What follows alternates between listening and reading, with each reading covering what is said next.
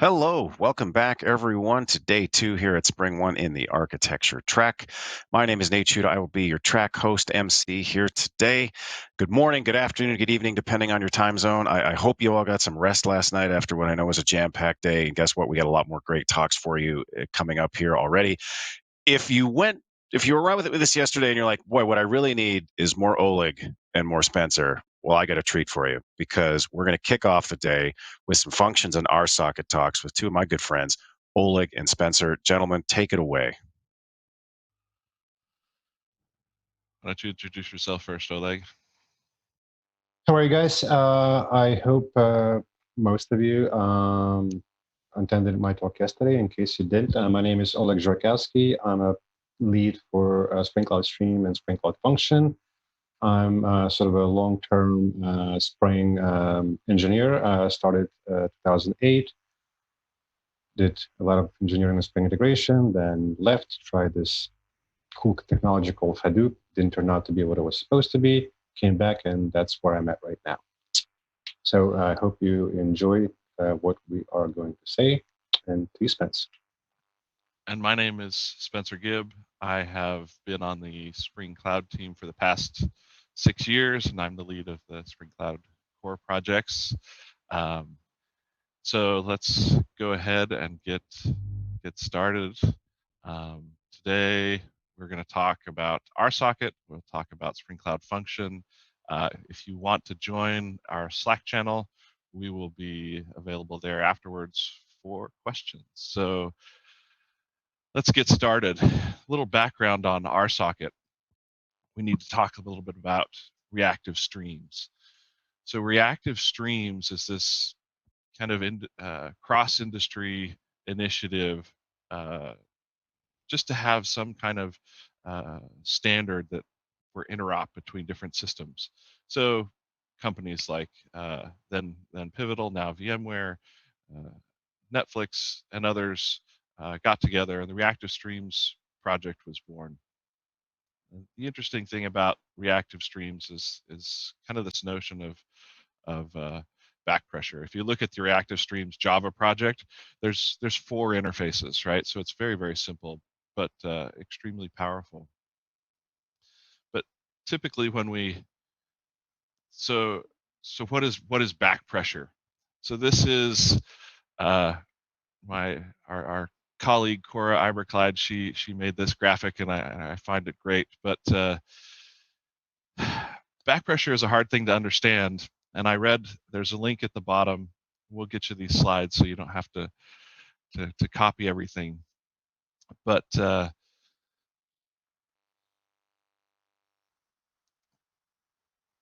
in that blog down at the bottom, it's like, I want to describe back pressure, but it's easiest if you visualize it. And he said, if you've ever seen the video, and he links to it, of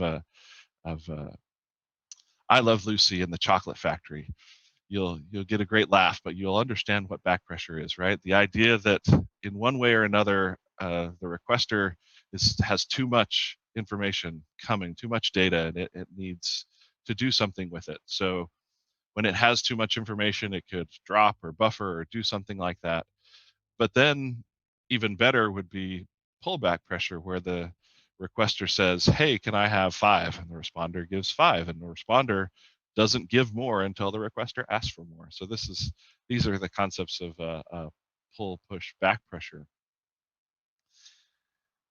So this is very neat, and it happens when you're in a JVM.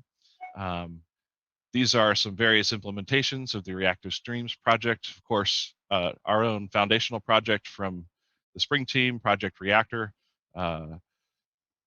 but built on the shoulders of things like RxJava, which Netflix created originally from Microsoft, porting a Microsoft project. But these are all typically within a JVM. More recently, there's been a lot of work in database connectivity, right?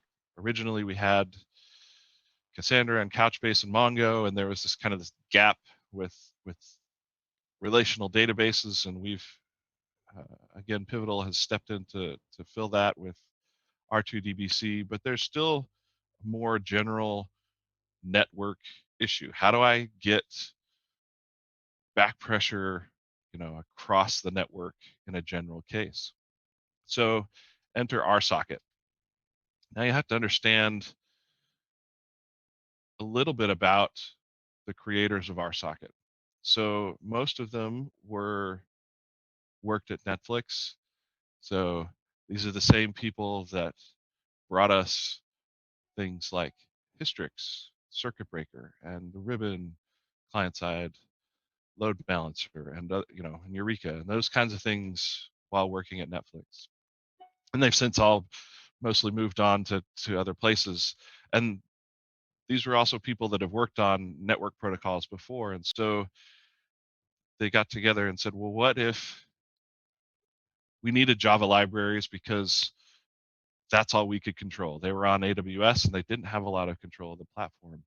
So if we could do this again, how would we do it? And there's whole talks about uh, this kind of thing, where should certain things live? But in their minds, they decided that the best place for these distributed systems patterns and ways to overcome them should be handled in the protocol itself. And so RSocket was born. So there are some interesting keywords in this statement describing RSocket. So bidirectional. So when you make an RSocket connection between two systems, it's typically long-lived, and all communication happens over this one connection. So it's multiplexed, right? So it doesn't matter who originated the connection. Once it's up, either side can make requests, and then the other side responds. Another interesting thing is that it's message-based. And this was important when the Spring team decided to integrate RSocket, because it fit with the Spring framework style. It's fit with the Spring framework messaging abstractions, and so that was very nice. It is a binary protocol, so it is very efficient. And again, you get this notion of reactive streams back pressure across the network. So there are 4 interaction models that you see. So request response. This is, everyone understands this. This is the typical thing you get from HTTP. I send a request, I get a response. Fire and forget is a typical messaging style, right? Like I don't care what the response is, just as long as someone else got it. And then there's request stream. So think server sent events in HTTP. I make a request and get a stream back. And then they have the very general request channel, which is a bidirectional stream, right? You can basically do anything with that model. RSocket is architected in such a way that it is agnostic of both transport and language. So currently, TCP is kind of the default, and depending on the capabilities of the transport, it will delegate some of its functions to that transport or not. But looking forward, even in recent discussions, to HTTP3 in the future. And there are various language adaptations for all this. So it doesn't matter really what language that you build things in. But the interesting bit about the language, the Java implementation, is that it is built using Project Reactor as well. And so that was another reason it fit nicely in with the Spring stack. So there are a few programming models, and there's kind of the low-level RSocket interface in RSocket Java. There's a relatively new RSocket client interface that's coming up in the next version. But basically, RSocket is this bi-directional thing, very low level, and it took me a long time to get used to it. When we integrated RSocket into Spring, our colleague Rasen Stoyanchev came up with the RSocket requester to make requests. This looks very much like web client, or basically a Fluent style request builder, and is very, very nice. And to receive requests, it's simply a standard @message mapping. So it's a controller. It looks very much like what you would write in Spring MVC or WebFlux. and it happens normally.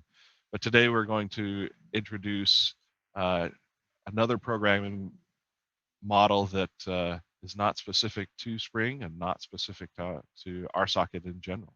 So take it away, Oleg. Thank you, Spencer. That was pretty good. So let me share the screen and off we go. So come on. All right, so I hope you can see my screen. Thankfully, when we have a pair, Spencer would tell me if he did, so it's good. So what I'm going to do right now is I'm going to quickly cover, for those of you who were at my talk yesterday, you're probably you can take a little break right now because I'm going to be talking about a few things that are the same that you heard yesterday. For those of you who didn't, I'm going to do kind of a congested version of Spring Cloud Function and what you can do with it. And then I'm going to talk about Spring Cloud Function and RSocket, and then I'm going to turn it over to Spencer because he's going to have some more interesting things for you to show you with regards to Spring Cloud Function and RSocket. So let's begin. So again, for those of you who heard it yesterday at my talk or during the keynote, I mean, you saw this analogy of an ice cream, which is basically, on the left you see regular ice cream. On the right you see the same ice cream but nicely decorated, plated, and served. So basically, the idea here is the underlying message is that the ice cream is the same no matter how you serve it, how you plate it. So it basically represents the kind of the raw material, and everything else in terms of serving, plating, and decorating and everything else becomes kind of a non-functional requirements that are in terms of functions are responsible for I like to call it activation and invocation, right? So in other words, the function itself represents only the functional requirements, just like the ice cream represents what flavor it is and so on and so forth. So no matter what you're going to put up top of it, how you're going to serve it, it's the actual consistency of that ice cream is going to remain the same, just like the nature of that function. But we can now start adding Spring Boot configurations. And as I mentioned yesterday, Spring Boot auto configuration essentially is not just a jar file with a bunch of classes that you may need. It's also a configuration that expresses an opinion that you're gonna, with this particular dependency, you are intending to do this or that. So, for example, if you bring a web auto configuration like Spring Cloud Function Web, you intend you're effectively expressing intention to expose this function as a REST endpoint, or as in the topic of RSocket, if you bring the newly implemented support or newly added support within Spring Cloud Function for RSocket, you're effectively expressing intention that you want to expose this function over variety of different RSockets methods, right? So the function, and you can do the same as you saw yesterday by deploying that same function, one of the serverless platforms. You can expose that same function as, for example, streaming application with 2 message brokers on either side. So, or the same. So the point here is that the function, like I said, it's a raw material. It doesn't change. It stays as is, and the world around it changes. And by changing that world around it, you're effectively changing that activation and invocation model. And you do that with the help of the project called Spring Cloud Function. So here's your quick rundown of what Spring Cloud Function is. So it's a framework, part of a Spring Cloud portfolio of projects. So it obviously promotes implementation of business logic via functions, gives you this uniform programming model. And again, I should have probably included that slide as well. When I say functions, I'm implying the Java 8 supplier function and consumer. So basically the 3 interfaces that were exposed, that were given to us with Java 8, right? So so when you when you implement your requirements using one of those 3 interfaces, or as you can see, there's a post-poacher support, we will be able, in Spring Cloud Function, we will know how to instrument them, how to decorate them, and therefore you'll get all these additional features on top of your implementation, such as type conversion, composition, POJA support, reactive support, deployment already, and there's many, many, many more. And obviously, with that, you will also get this integration with the serverless platforms, such as Amazon AWS, Google, Microsoft, and so on. So let's get quickly to the demo part and see how that works in action. Again, you probably, oh, okay. You probably saw most of it in the keynote, but just a quick recap. So again, my application is extremely simple. And one thing I want to do is kind of a feedback from yesterday, or one of the questions, one of the sort of question that kind of started a small debate. People were saying, like, we were showing like all these trivial functions like uppercase, lowercase, this and that. And why aren't we showing something more complex? That is actually by design. That is actually on purpose, because the point we're trying to emphasize is that what's inside the function is absolutely irrelevant to the framework. We absolutely don't care how complex or how simple that code is, right? Because function by itself what we do care about is the function signature, so we can actually interrogate the signature, determine what the type of the function is, and, for example, properly convert the input that you're sending to input that you're expecting, right? And then when you produce the output, again, that's when we take over and do whatever needs to be done with the output, depending on what configuration, what kind of integration you provided for that function through auto configuration, right? But the function itself is like, it doesn't really matter if I put some complex code in here, it would actually probably distract from the underlying topic that really it's about activation and invocation of that function, not what is inside of that function. Okay, so anyway, here's my uppercase function, a very trivial function that will simply uppercase the string. And as you can see, this application right now is just, as I said before, a raw material. It just contains a bunch of beans that are of type function, for example, and it's a Spring Boot application. So it's not a streaming app, it's not the RSocket app, it's not really anything. It's just one second.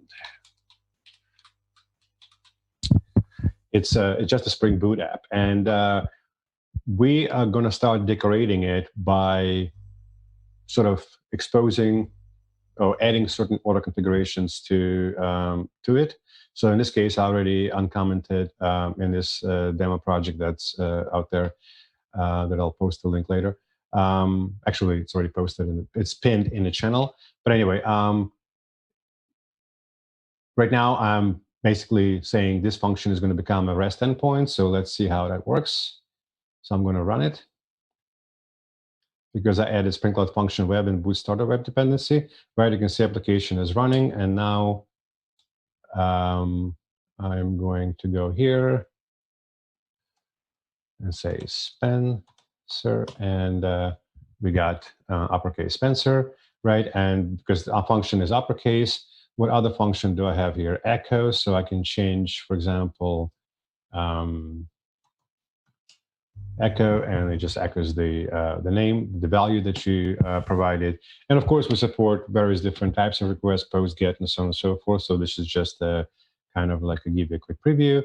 So now I'm going to do the same and say, listen, here's your making it a stream app. And again, I'm going to start the application. In this case, actually, I expect kind of an implicit error. Well, here, I'll save you some time. So nothing will happen, because while it's trying to determine the default function, it says that it's found more than one function, uppercase, echo, reverse, and so on and so forth. So we need to basically define Spring Cloud function definition.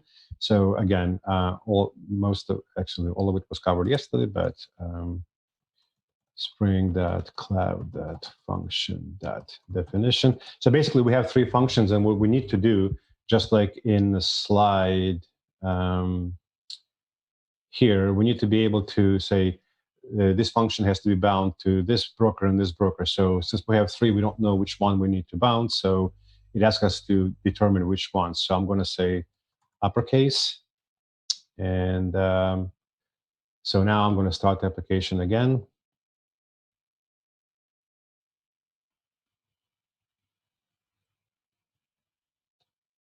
And now we should be good. So if I go to Rabbit console, you can see uppercase. Binding created. So I'm going to just post some string, and you can see that the function was invoked. So, last but not least for this portion, as I showed yesterday, so this is already a function. I'm showing you AWS Lambda. Oh, come on. So here's my uppercase. It's already been deployed again for the sake of saving time. So the deployment procedure is described very clearly with the step-by-step guide in our documentation. But now I'm going to invoke it with a test string, and everything was invoked. So the same function, the same uppercase, the same everything, but basically by changing the dependencies on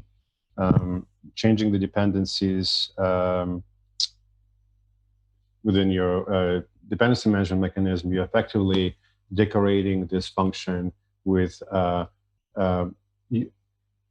probably should start using a different name. You're providing this function with activation and invocation behavior, right? By itself, it's just nothing.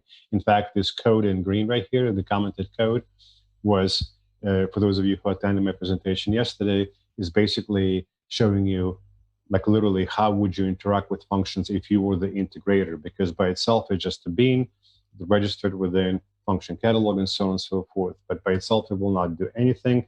It's only those integration points, such as web or RSocket or stream or whatever. That's the code that they're going to execute. This is how they're going to activate and invoke your function. Okay, so so this is about Spring Cloud Function, right? So again, it's a very congested. Congested? Is that the right word? Yeah, congested version of what we talked about yesterday. So now let's go into the RSocket portion of it. So Spring Cloud Function RSocket. So Spring Cloud Function support for RSocket effectively binds functions to the RSocket operations that Spencer was mentioning earlier. It supports obviously multiple RSocket operations per function. So this is very kind of interesting because, like as Spencer said, there are 4 different operations kind of describing various different styles of behavior, like fire and forget, request response. They one to many, many to many, and so on and so forth. So you don't have to really choose neither the style of function implementation nor how you want to invoke, because what Spring Cloud Function will do, it will adapt your request to the type and the style of the function. So, for example, one thing Spencer mentioned that RSocket is all about reactive. So there's a reactive and back pressure first. So it's native support for reactive. So, but as you can see, my functions, I'm still writing them as imperative functions. And of course, we'll show you the reactive functions, but it really doesn't matter from the implementation standpoint. And that's really one of the benefits, because obviously reactive is a new thing. Imperative is something that we're all very familiar with. So there's a very good chance that you may either have something already implemented or something that is maybe not necessarily a function, but could easily be kind of wrapped, but implemented in a very imperative way. So it could be easily wrapped in the function, in kind of imperative wrapper functions, and so on and so forth. And if you want to expose it over RSocket, you really don't have to worry about the style of the function. The Spring Cloud Function framework will take care of that adaptation for you. So what's also interesting about Spring Cloud Function and RSocket is, and I'll show you a very cool test case, which is distributed composition. Some of you, again, those of you who have seen my talk yesterday, we provide a function composition as part of a Spring Cloud Function. And obviously, it's just an extension on top of the function composition provided by Java, where we take care of the type conversion, reactive support, and everything else, right? So, But what if, imagine if you have a function running, you already have a function exposed on a different RSocket, and you want to compose this function. You want to compose function running, let's say, in your local environment with some function running remotely, kind of like RMI, but better way, right? So we provide support for, just like we provide support for function composition locally, we provide support for, I would call it distributed function composition. So as I said before, imperative reactive functions and the function routing. Obviously, function routing is going to be a very interesting topic today, because function routing is actually a feature of Spring Cloud Function, but it also comes with certain limitations. And to address this limitation, that's why Spencer is going to finish up this session to show you how some of the cool stuff, how these limitations could be addressed with another interesting product that we have. So this is just a quick view into function routing, something that I didn't cover yesterday, but now it kind of goes in within the scope of RSocket. So again, you can send any type of request, but the function name will be function router, and within that function, you can encode either via headers or through property the actual function you wanted to invoke. And this is kind of helpful, because if you have a very dynamic environment where the information could change and you want to be able to route, for example, based on the content of the message, the content-based routing, on a stream of data, you'll be able to do that internally by, delegating to various different functions within your current scope, right? So again, quickly to the demo and see how that works. So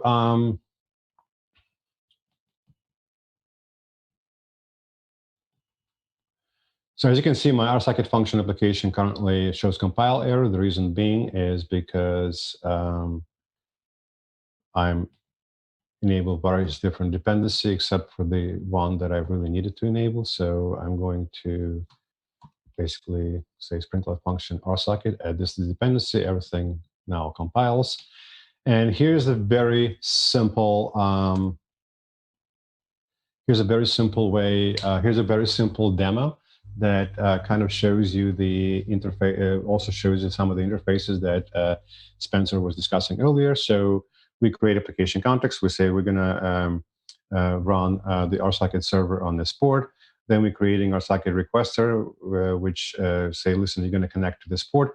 And from requester, we can actually, sorry, I have this other computer with my notes and keeps locking up. Anyway, so we have RSocket requester, and from there we can see the Fluent API, how you can actually interact with the function. So what's interesting here is the route, and this is what Spencer was talking about. So because we are now exposing this new programming model, which is basically a functional programming model, which we try to stay away from any annotation, because annotations will effectively bind you or couple you to specific programming model. We're saying that the application itself is just a regular Spring Boot app, but we are able to, through either property or through this routing mechanism, to say, I want to invoke. So this is, we're basically going to map this name not to a message handler, not to a REST endpoint, but we're going to map it to a particular function. So effectively, this becomes a very meaningful name, because we can either say route to uppercase, or we can actually say route to an empty thing and provide the definition there. But this one gives a much more dynamic way of doing things. So let's run it. Again, my configuration is right here. So where is it? Oh, yeah. So it's everything in the same place. So I have a bunch of functions here. As you can see, they're all just functions. So I'm going to run it, and we're good. Hopefully. Yeah, so uppercase, Oleg was uppercased. And again, Spencer mentioned earlier a different style. So for example, this is pretty much using the RSocket requester, which is a Spring strategy, right? But if you decide to go straight against the pure RSocket, in this case, RSocket client, since we're using the latest snapshots, you can literally do the same thing. And as you can see here, I'm actually retrieving the RSocket client from RSocket requester, which is already connected to RSocket server. And from this point on, I'm actually, as you can see here, I can interact directly with the particular operations of RSocket: request channel, request stream, request response, fire and forget, and so on and so forth. So let me just run that.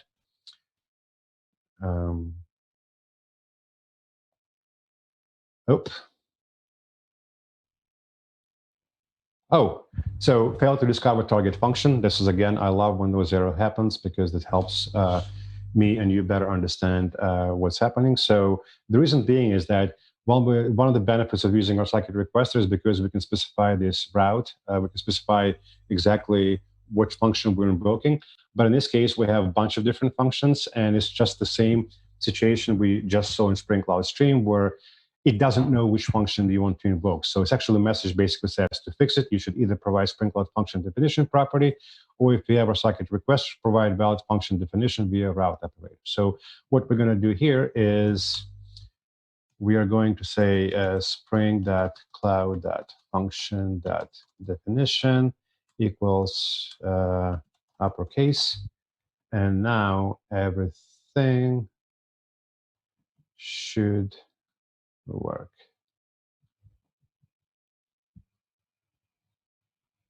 Right, so basically you got this. So now quickly on the function routing side. So let me switch back to RSocket requester API. So what I'm going to do here is to show you how the function routing works with the RSocket. So I'm going to, there's one function that is always registered. There's one function that's always registered within Spring Cloud function, and that is a function router. So you can see its name right here. So it's a function router. So now I can route my request via a couple of different ways. So for example, as you can see, I have a definition uppercase, and I have, say, I'm sending this thing to a router. So routing functions will look at either definition or routing expression. So in this case, it's looking at definition because that's the only property that I've defined. So, and you can see that it's going to invoke uppercase. If I put it echo, right? It's just going to echo, and so on and so forth, right? What I can also do is, to make it more dynamic, to show you kind of more dynamic way of doing things, I can do that metadata and say, okay, my metadata is going to be func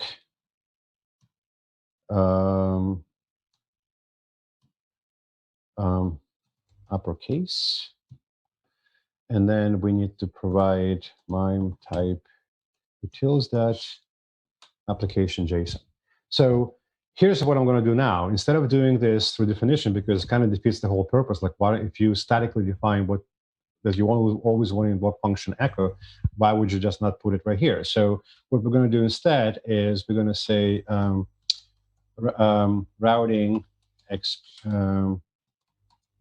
expression equals headers dot func. So basically we're saying, look inside of this header, because we're going to convert this metadata to message headers as within the Spring Cloud function, and func, right? So and now it's going to say access this header, or whatever value you're going to get from this header, call this function. So we're going to say run it, and Spring Cloud function routing. Okay, of course, misspelled it. So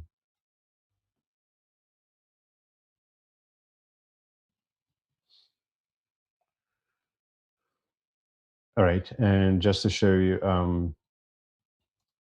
that it will do something different,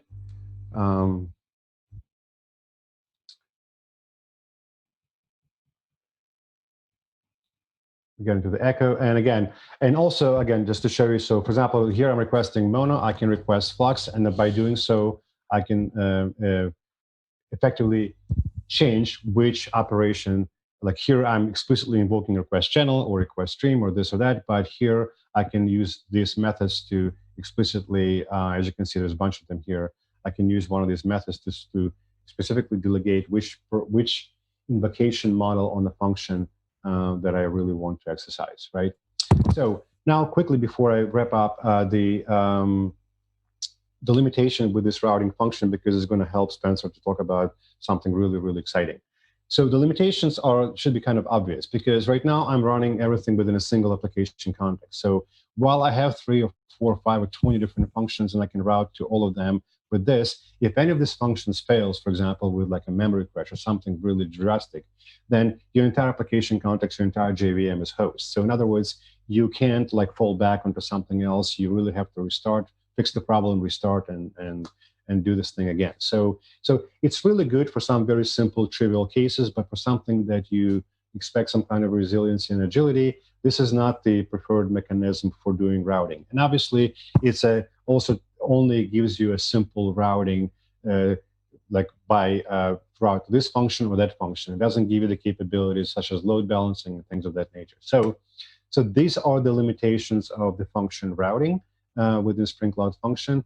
And again, that's regardless whether it's RSocket or not. But now I'm going to turn it back to Spencer, who will, I'm hoping, going to show you something really, really, really, really cool.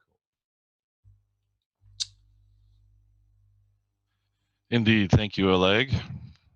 Let me go ahead and share my screen again.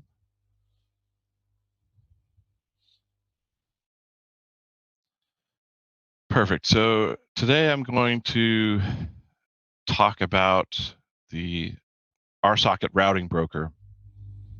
So this, you'll notice that when Oleg did his demos, it was all a point-to-point RSocket connection, and that's typically not how things work in distributed systems or even just web systems, right? Like you're usually connecting to somewhere else, and that may go through different things. So we're going to talk a little bit about the RSocket Routing Broker today and some of the capabilities it provides. So we'll talk about how the routing broker provides service discovery for other services that are connected to the broker. We will talk about routing and how metadata is used to do routing in a very similar manner to the way Oleg just showed you, but a little different. Yeah. We'll talk a little bit about load balancing and how the RSocket Routing Broker does that. We'll talk some about a little bit about failure mitigation and the ability to apply consistent security at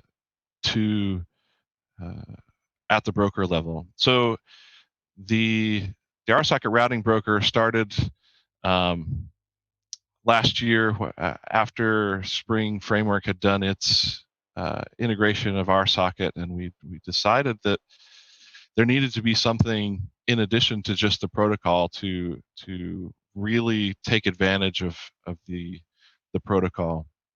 And so I started the work in Spring Cloud Gateway, decided that it didn't ultimately need to live in Gateway, and I moved it to a incubator project for a while and worked on it there.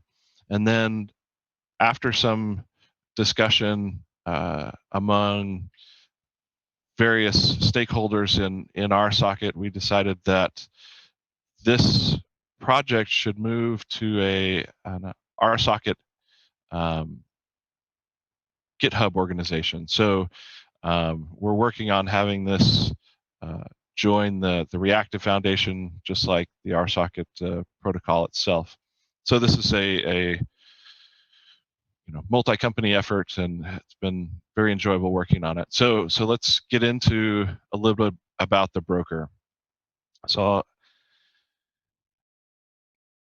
it can also do some different, well, we'll be able to do some different types of messaging, and we'll talk a little bit about that.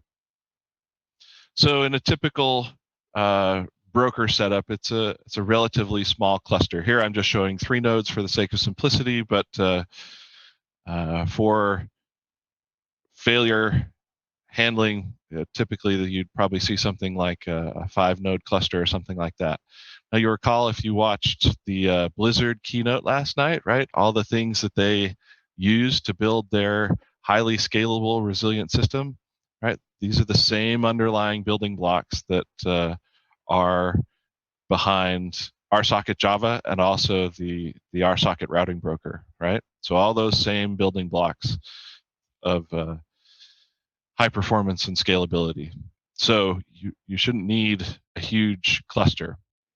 So these brokers connect to each other. Currently, it's via static configuration, but in the future, they'll only need to know a seed broker or something like that, and then the other members of the cluster will be communicated to each other, and they'll make connections. Each broker has 2 connections to the others. I don't show that here, but one is for data and one is for internal broker communication so that they don't overlap. So let's look at talk a little bit about what happens when services connect to the broker. So the broker actually doesn't make a connection to any client. So in this case, client X and Y both connect to the broker. And this is one of the opportunities for security. So the routing broker, when the clients connect, they say they have to pass some metadata to the broker that it understands. Otherwise, it will refuse the connections. So they pass the metadata saying, basically, who am I? And if there's security configured, here's the appropriate credentials. And then the broker can decide whether or not they can actually make a connection. That's just a connection. There's no requests happening here at all. When they do make a connection, so when client Y connects to the local node of its routing broker, the routing broker communicates to the other nodes in the cluster, I've just had a connection from client Y. Same with client X. So a routing table gets built and shared among the broker nodes. So now let's talk about what happens when a request is made. So client Y wants to talk to client X, okay? So it makes a request, and the local routing broker node that it hits says, okay, do I have a connection to client X? So client Y sent some metadata, and we'll show that as well, that said, I want to make a request to client X. And so the routing broker does that lookup, and it says, I have a connection. But unbeknownst to the routing broker, that connection is actually just another connection to another node in the routing broker. And so it forwards the request on to the other routing broker node, and it looks at the metadata in the request and says, this is to client X. Do I have a connection? Indeed, I do. And so it forwards the request to client X. And so in this typical situation, you'll typically pass through no more than 2 routing broker nodes. So if this one had a connection here, it would likely send it right there. But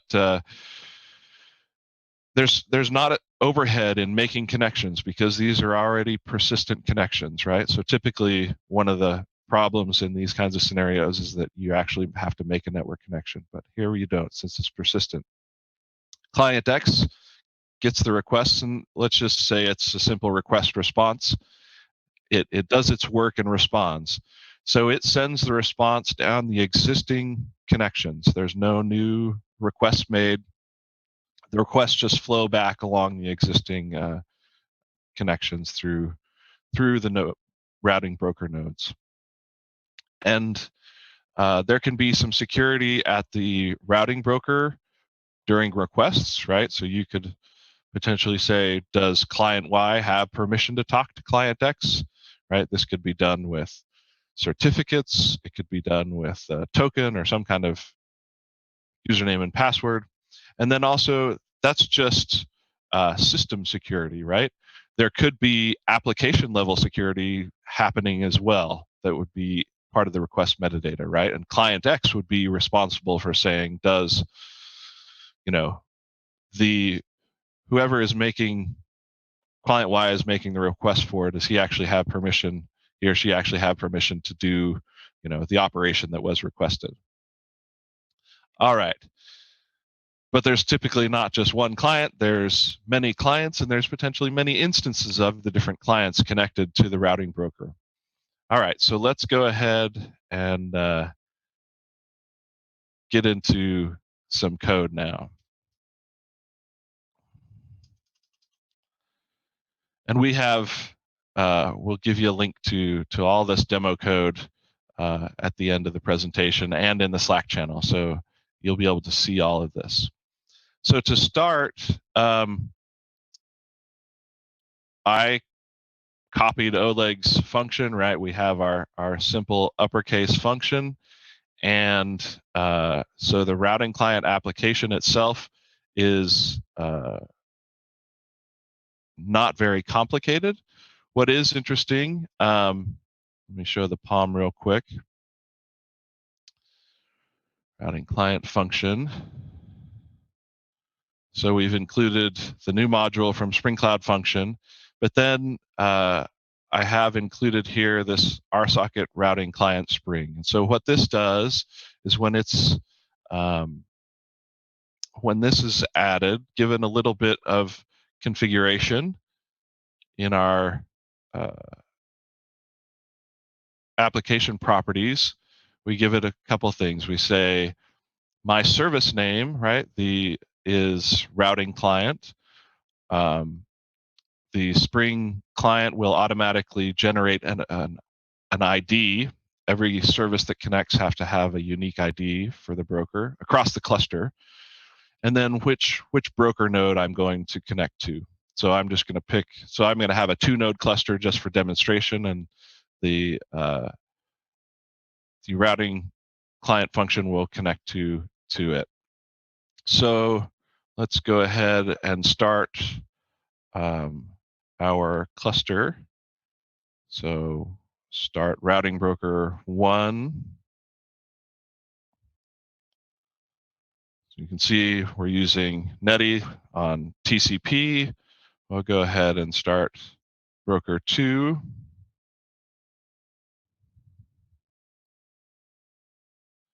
And there's some debug information that says these 2 broker nodes handshake. Is that the right? I don't even know. They executed a handshake, and now they can proxy connections between each other. So let's go ahead and start our routing client, our function, excuse me. So what happened when this connected is that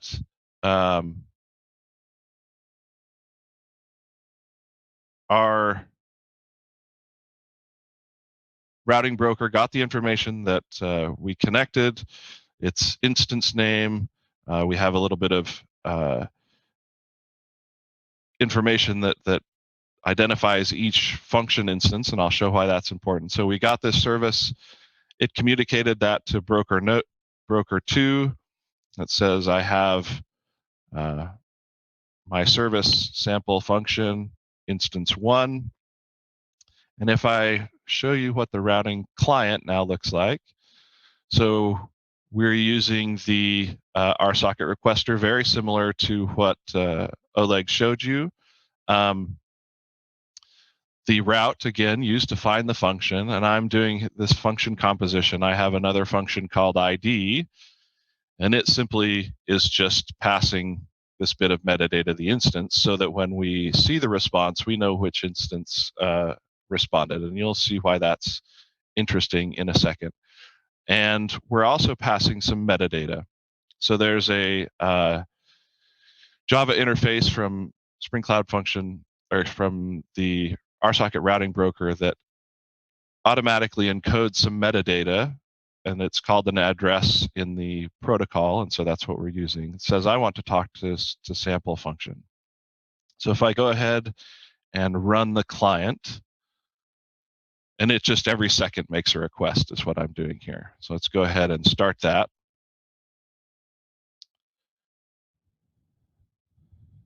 So you see every second we're getting a request from sample 1. Now the interesting stuff starts to happen.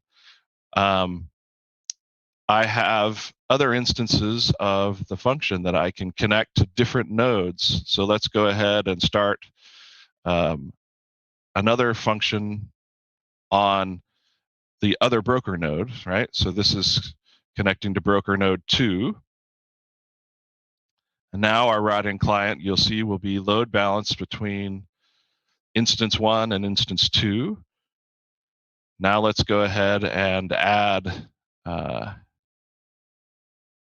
function 3, connecting back to broker node 1. So it started and already started to get requests. And if I go back and look at my client, you'll now see that I'm basically using round robin to go between all three of these functions. Well, now let's say that our original function died. If I can find that, I'll just kill it unceremoniously. Our client sees no hiccup, no errors whatsoever. It just is now routing between function instances 2 and 3. Now, say our platform decides, okay, it saw a node went down and it needs to get back to a consistent state, so it starts it up again. We go back to our client, and now we're back to seeing 1, 2, and 3. So the routing broker is acting as a load balancer. It's acting as service discovery via the metadata that we've added. It handles failures automatically and routes around those failures so that clients don't necessarily see those problems happening. All right. So back to the presentation. That's basically what we have for you. You'll find all of these links in our Slack channel, but links to not only Spring Cloud Function, but RSocket routing and the demos that we've prepared. We're always happy to talk with you. We've provided our Twitter handles, our GitHub usernames as well. Anything you want to say, Oleg, in closing? Yeah, I forgot. I forgot that since I have 3 minutes, I forgot to show. I just remembered that I forgot to show the distributed function composition. So let me just share the screen really quick again, and I'll show you this one test case, and we'll be done. So again, it's actually interesting because you can go to Spring. One of the links that Spencer posted out there is the GitHub project page for Spring Cloud Function. You can go to RSocket module, go to a test package, and you can see RSocket order configuration test. And when you go there, there is one test in particular that I wanted to show you, which is test request reply function with the distributed composition. So what's so interesting about this test is that it shows, for example, okay, yesterday you saw me composing a function from two functions. So in this case, I'm doing uppercase pipe concat. So I'm saying, go take these two functions, compose it into one, and so on and so forth. So this is the way, like, how we address the complexity in Spring Cloud Function, where we break the complexity into simplicity, and then we can reassemble it at the startup time. But here's the interesting thing. Now we have another application context which has a function called reverse that will forward its request. So essentially we're composing this function with something that is remote, that is running over our socket, and then we're going to pipe it to another function called wrap. So in other words, here is the example of local composition, and here's the example of a distributed composition. So essentially, in the whole test case, we're going to invoke one, two. So we're going to invoke one, is going to then, just I'm explaining to you what's going to happen, is going to delegate from here. This is a representation of this application context. So it's the same as saying reverse, pipe uppercase, pipe concat, pipe wrap. But obviously this running on a whole different separate JVM, the whole separate application context. So it's going to go remotely, execute uppercase concat, and then it's going to come back and finish with the wrap. So again, I'm going to run the test case, and you can see, oh, not every test case, sorry.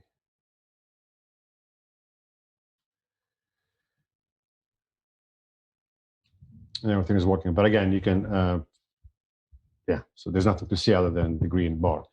But other than that, thank you guys for attending. I hope this is a new thing. So this hasn't been, we only have milestones of this available. And right now, a lot of the interesting development just happened in the latest snapshots. So, but it's going to be part of a Spring Cloud Function 3.1 and part of the newest Hoxton, which is 2020, whatever. So, which is coming shortly, within a couple of months, I believe. Right. So, again, once again, thank you very much. I hope you enjoyed it. And as Spencer said earlier, we're going to be hanging out on the Slack channel to answer any of the questions you may have, as long as we can answer them. Thank you so much. Thank you. All right. Thank you, Oleg. Thank you, Spencer. We were commenting earlier that I think one of the last meals I ate in a restaurant was with Spencer in Atlanta, and I'm very much looking forward to hanging out with you again, my friend, sometime in 2021. Thank you, gentlemen. Again, keep the conversation going. You'll notice that join the discussion link right there. Click on that. That'll launch you into Slack so you can continue to ask questions, interact. We also have sort of the Zoom Q&A follow-up, which sort of mimics our hallway track, so you can continue having discussions there. But we're going to take a short break. Get up, stretch your legs, get some more to drink, get ready, lock yourself in. We got a long day ahead of us. So let's take a quick break.